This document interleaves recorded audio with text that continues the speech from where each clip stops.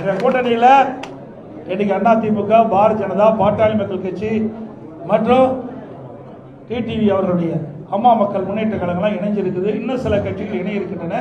ஏற்கனவே தேசிய ஜனநாயக கூட்டணியில் பல கட்சிகள் இருக்கின்றது. இப்பொழுது தமிழகத்தில் கூட்டணி என்று சொன்னால் அனைத்து இந்திய அண்ணா திராவிட முன்னேற்ற கழக தலைமையில் அமைக்கப்பட்ட கூட்டணி தேசிய ஜனநாயக கூட்டணியோடு அங்கமைக்கின்ற எங்களுடைய கூட்டணி தான் பலம் வாய்ந்த கூட்டணி.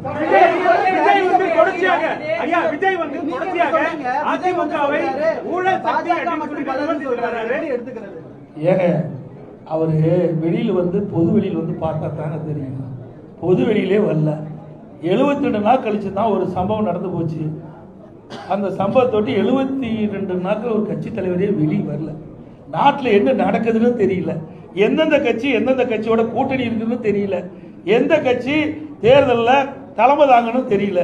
அதை வச்சே நாங்கள் என்ன செய்யுங்க? அவருக்கு ஒன்றுமே தெரியாத போது எங்களை கேள்வி கேட்டால் அவர்கிட்ட போய் கேள்வி கேளுங்க.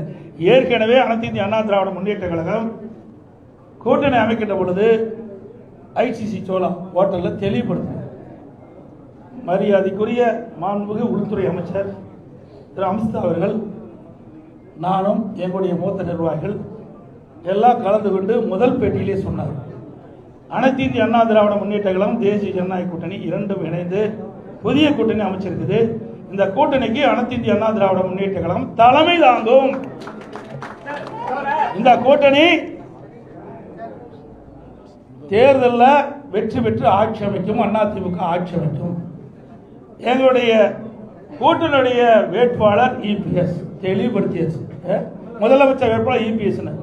இது அவர் டிவியில் பார்க்கல, தொலைக்காட்சியில் பார்க்கல, பார்க்கறதுக்கு நேரம் இல்லை, மக்களை பார்க்கறதும் இல்லை, தொலைக்காட்சியில் பார்த்து தெரிஞ்சுக்கல, ஒண்ணுமே தெரியாததை வச்சு எங்கிட்ட கேள்வி கேட்கணும். தெரிஞ்சிருந்தா பரவாயில்ல. ஒரு கட்சியுடைய தலைவர் எல்லாம் தெரிஞ்சிருக்க வேணும். தெரியாம அறியாம பேசிட்டு இருக்காரு. நாட்டில் நடக்கிற நிலவரம் என்னன்னே தெரியல. இப்படி ஒரு தடவையாவது பிரஸ் மீட் காட்ட சொல்லுங்க, புரிஞ்சுக்கிட்டோம். நாட்டில் உங்களை போல் இருக்கிற நிருபர்கள் கேட்கின்ற கேள்விக்கு பதில் சொன்னா தான் வெளியில என்ன நடக்குன்னா அவர் புரிஞ்சுக்கிட்டோம்.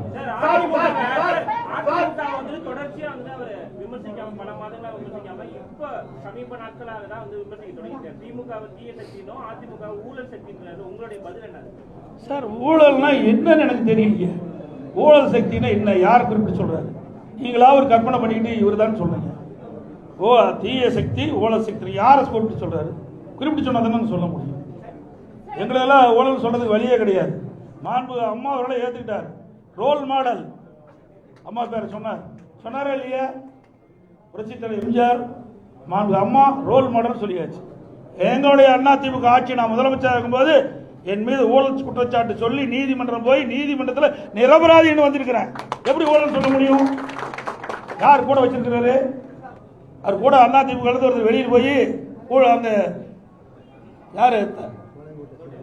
யார் உங்களுக்கு சேர்ந்திருக்கான்னு தெரியும். நான் பேர் சொல்ல விரும்பல. தாவகாவில் போய் சேர்ந்திருக்காரு. அவர் ஊழல் குற்றச்சாட்டு புரிஞ்சு ஜெயிலிருந்து வெளியே வந்தாரா இல்லையா? அப்ப யாரோட கூட்டணி வச்சிருக்காரு? ஆக எங்களை குறிப்பிட்டு சொன்னா உண்டான பதில் நாங்கள் தெளிவாக சொல்லுவோம். நிறைய பதில் இருக்குது எங்களுக்கு. ஒன்றும் பதில் இல்லாதெல்லாம் இல்லை. இது பொன்விழா கண்ட கட்சி 31 ஆண்டு காலம் ஆட்சி புரிந்த கட்சி. நீங்க 31 ஆண்டு காலம் ஆட்சி புரிந்த கட்சிங்க.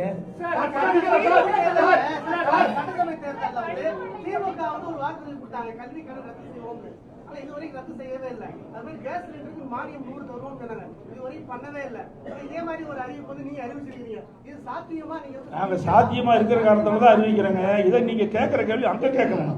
யாரும் கேட்கவே மாட்டேங்கிறீங்க. நானும் பல தடவை பாக்குறேன் தொலைக்காட்சி நண்பர்களா, அவர் நடந்து போகும்போது முக்கியமான கேள்வி கேட்க மாட்டேங்கிறீங்க. ஒரு அப்படியே ஏதோ சொல்லிக்கிளி கொடுத்து கேள்வி கேட்கல நமக்கு தெரியல. ஆனா இந்த கேள்வி அங்க கேட்க வேணும். எங்களை பொறுத்த வரைக்கும் நான் கொடுக்கப்பட்ட வாக்குறுதியை பெரும்பாலும் நிறைவேற்றி கொண்டு தான் அதில் எந்த மாறுபட்ட கருத்தும் கிடையாது. எங்களுடைய தலைவர்கள் ஏற்கனவே எங்களுடைய தலைவர்கள் இருந்தார்கள். புரியுதுங்களா? எனக்கு மாண்பு அம்மா அவர்கள் இருந்தாங்க, புரட்சி தலைவர் எம்ஜிஆர் இருந்தாங்க. சொன்னது கொடுக்கப்பட்ட வாக்குறுதியை செயல்படுத்துகிறோம். மக்கள் நன்மை கிடைக்கக்கூடிய திட்டங்களையும் நாங்கள் அறிவிச்சாங்க.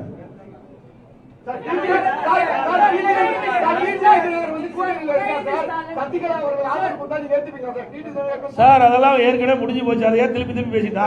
சார் நான் ஏற்கனவே தெளிவுபடுத்திட்டேன். திருப்பி திருப்பி கேரள ரெக்கார்டு மாதிரி கேட்காதீங்க. அதெல்லாம் ஏற்கனவே முடிந்து போன கதை. அதை திருப்பி பேச வேண்டிய அவசியம் இல்லை.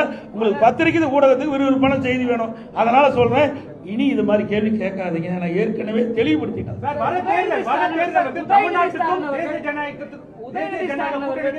தேர்தல், அதனால மக்கள் வந்து பார்த்து வாக்களிங்கன்னு சொல்லிட்டு முதலமைச்சர் சொல்லக்கூடிய அந்த பிரச்சாரத்தை நீங்க எப்படி பாக்குறீங்க? ஏற்கனவே நான் சொன்ன ஒரு பொம்மை முதலமைச்சர், திறமையற்ற முதலமைச்சர், ஒரு கட்சிக்கு தலைவராக இருக்கார் திமுக தலைவர். அதுவே ஒரு வேதனையான விஷயம் தான். நல்லா சிந்திச்சு பாருங்க. இது எந்த எலெக்ஷன் இருக்குது?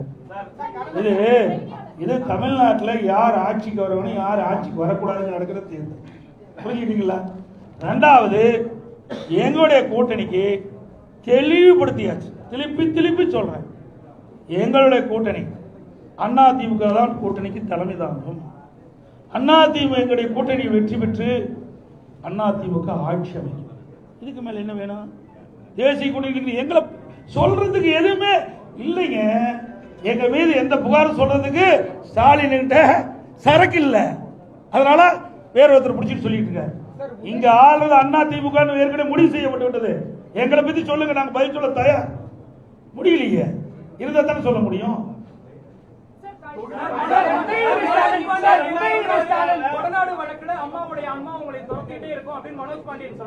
அதனாலதான் ஆன்மா துரத்தங்காட்டி தான் அங்க ஓடிட்டு அண்ணா திமுக. ஆன்மா யார துரத்தது பாத்தீங்களா? உண்மையா இருக்கிறீங்களா? எங்களை ஆசீர்வாதம் பண்ணிட்டு இருக்குது அம்மா. அதனால இங்க இருந்துட்டு இருக்கிறோம். இங்க இருக்கின்றவர்கள் யாரெல்லாம் தவறு செய்தார்களோ, யாரெல்லாம் இந்த இயக்கத்துக்கு துரோகம் செய்தார்களோ, அம்மாவுடைய ஆன்மா அவளை ஆட்டி படைச்சிட்டு இருக்குது.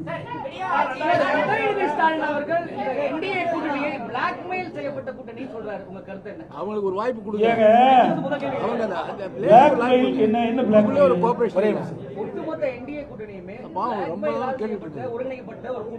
என்ன அவரு அதான் சொல்ற, அவரு நினைச்சுக்கிட்டு கேட்கிற கேள்விகளை என்கிட்ட பதில் கேட்காதீங்க. அவரு தான் திருப்பி கேட்கணும்.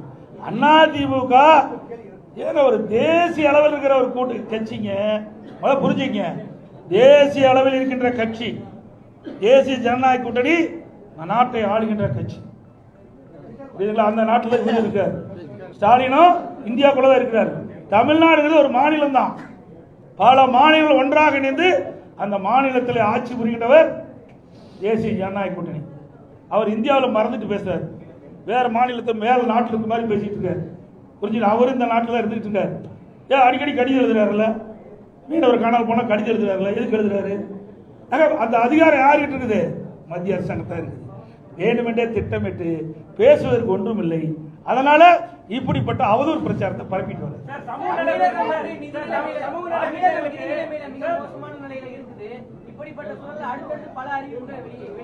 ஏங்க, நாங்க ₹1 வருமானம் இல்லாத போதே ஆட்சி செய்த கட்சிங்க அண்ணா திமுக கட்சி. கொரோனா காலத்தில் எங்களுக்கு என்ன வருமானம் வந்தது? ₹1 வருமானம் கிடையாது அரசாங்கத்துக்கு. அந்த காலகட்டத்தில் கூட வரி வருவாய் இல்லாமலேயே ஆட்சி புரிந்த கட்சி அண்ணா திமுக கட்சி. அதனால வரி வருவாய் பெருக்கி உயர்த்தி நாங்கள் அறிவிக்கின்ற திட்டங்களுக்கு தேவையான நிதிகளை உருவாக்குவோம். கொடுக்கப்பட்ட வாக்குறுதியை நிறைவேற்றி தருவோம். அதெல்லாம் பிறகு சொல்லுவோம் சார். இன்னும் நாள் இருக்குது. இப்பவே சொல்லிட்டு என்ன 1 வருஷம் இருக்குல்ல, இல்ல ஒரு 2 மாசம் இருக்குல்ல.